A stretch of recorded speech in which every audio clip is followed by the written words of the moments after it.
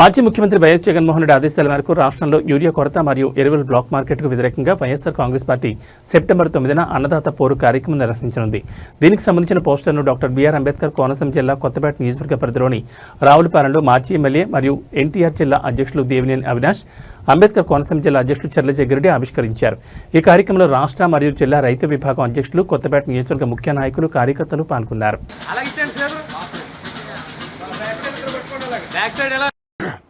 Party 9వ తారీఖున రైతుల తరపున వినతిపత్రం సమర్పించే కార్యక్రమానికి సంబంధించి పోస్టర్ ఆవిష్కరణ ఈరోజు ముఖ్య అతిథిగా అవినాష్ గారు, మా జిల్లా అధ్యక్షులు జగ్గిరెడ్డి గారి నాయకత్వంలో చేయడం జరిగిందండి. ఈ కార్యక్రమానికి అందరూ పాల్గొని సక్సెస్ చేయవలసిందిగా కోరుతున్నాం.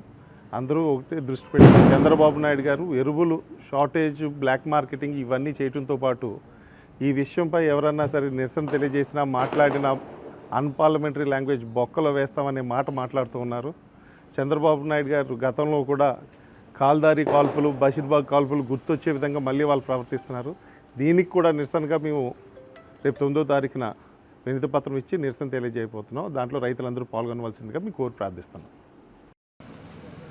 అంబేద్కర్ కోనసీమ జిల్లాలో పెద్దలు, సోదరులు, ఆత్మీయులు, సీనియర్ నాయకులు, మాజీ శాసనసభ్యులు జగ్గిరెడ్డి గారి ఒక నాయకత్వంలో, ఆయన ఆధ్వర్యంలో రేపు 9వ తారీఖున జరగబోయే ఏదైతే ఎరువుల కొరత ఈరోజు ఈ రాష్ట్రంలో ఉందో దాన్ని నిరసిస్తూ పెద్దలు, గౌరవనీయులు జగన్మోహన్ రెడ్డి గారి ఒక నాయకత్వంలో వైఎస్ఆర్ కాంగ్రెస్ పార్టీ ఆధ్వర్యంలో 9వ తారీఖున ప్రతి ఆర్డీఓ గారి వినతి పత్రం ఇచ్చే కార్యక్రమం ఈరోజు పెద్దలు జగ్గిరెడ్డి గారి ఒక నాయకత్వంలో ఈరోజు పోస్టర్ ఆవిష్కరణ చేస్తడం జరిగింది.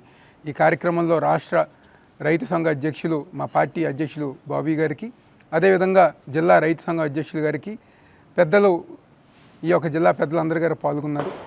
ఏదైతే రైతులు గత 5 సంవత్సరాలు జగన్మోహన్ రెడ్డి గారి ఒక నాయకత్వంలో ఎంతో సంతోషంగా రైతు భరోసా కానివ్వండి, ఆర్బీకే కేంద్రాలతో ఎంతో సంతోషంగా వ్యవసాయం చేసుకుంటే, ఈ సంవత్సరం కూటమి పాలనలో చంద్రబాబు నాయకత్వంలో అనేక మంది రైతులందరూ గారు ఇబ్బంది పడుతూ, గిట్టుబాటు ధర లేకుండా ఎరువుల కొరత గతంలో ఎప్పుడు గారు చూడలేదు. ఈ విధంగా ఎరువుల కొరత ఈరోజు ఈ రాష్ట్రంలో ఉంది.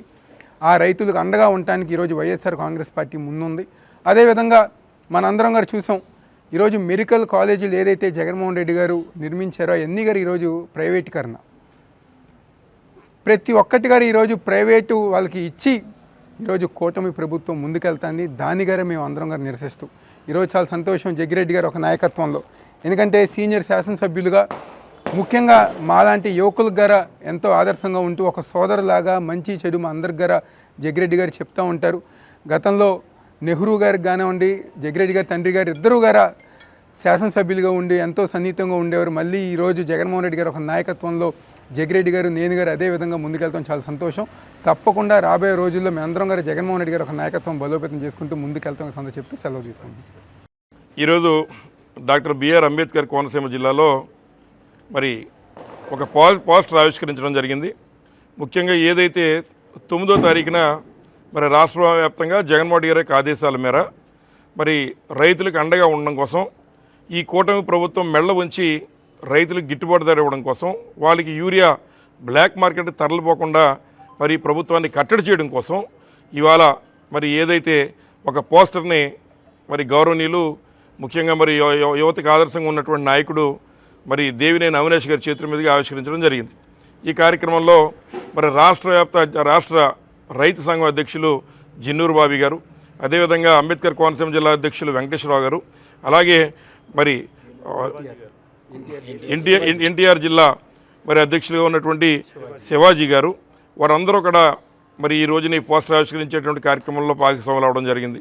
ముఖ్యంగా వైఎస్ఆర్ కాంగ్రెస్ పార్టీ యొక్క ఉద్దేశం ఏదైతే జగన్మోహన్ రెడ్డి గారి టైంలో రైతులందరూ కూడా మరి సంతోషంగా, సుభిక్షంగా ఉన్నారో ఆ రకంగా వారిని చూడాల్సిన బాధ్యత ఉన్నటువంటి నారా చంద్రబాబు నాయుడు గారు ఇవాళ తెలుగుదేశం పార్టీ నాయకులు, కూటమి నాయకులు కలిపి బ్లాక్ మార్కెట్కి మరి అండగా నిలుస్తున్నారనేటువంటి ఉద్దేశంతో మరి దాని నుంచి ప్రజలను విముక్తి చేసి రైతులందరికీ కూడా ఎటువంటి కాంప్లెక్స్ ఎరువులు కూడా కొనకుండా అవసరమైతే వారికి కావాల్సినటువంటి మరి ధరలకే దొరికే విధంగా చేయడం కోసం, ప్రభుత్వం మీద ఒత్తిడి చేయడం కోసం రేపు 9వ తారీఖున ఈ యొక్క నిరసన కార్యక్రమం చేస్తున్నాం.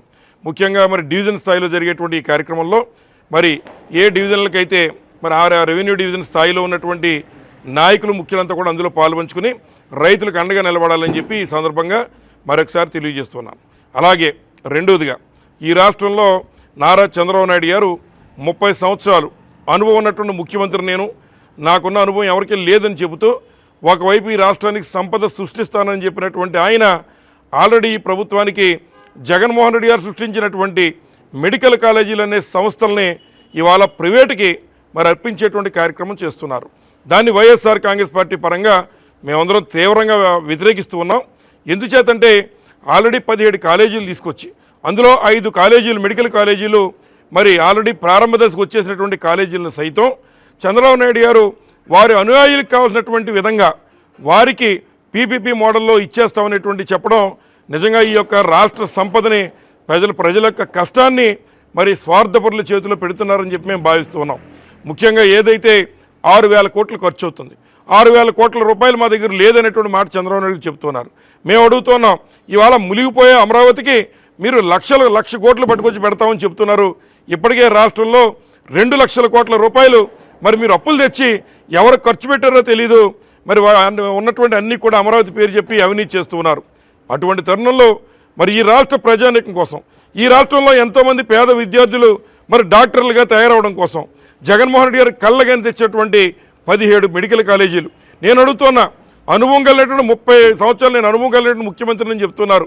30 సంవత్సరాల్లో మీరు ఎన్ని మెడికల్ కాలేజీలు చెప్పి తెచ్చారో ఒక్కటి పేరుకి చెప్పండి అని చెప్పి సందర్భంగా మరి నారా చంద్రబాబు నాయుడు గారిని అడుగుతున్నాం. ఏది ఏమైనప్పటికీ కూడా రాష్ట్రానికి వచ్చినటువంటి మెడికల్ కాలేజీలని ఆల్రెడీ 5 కాలేజీలు పూర్తయిపోయినటువంటి కాలేజీలని మిగిలిన కాలేజీలు కూడా మొత్తం అన్నీ కలిపి ఇవాళ లోకేష్ బాబుని అత్యంత ధనవంతుడిని చేయడం కోసం ఈ రకంగా కమిషన్ల కకృతి కోసం ఈ రాష్ట్రంలో ప్రభుత్వ సంస్థల్ని ఈ రకంగా ప్రైవేటు పరంగా మరి ప్రైవేటు వ్యక్తుల చేతిలో పెడతానని నారా చంద్రబాబు నాయుడు గారు చెబుతున్నారు.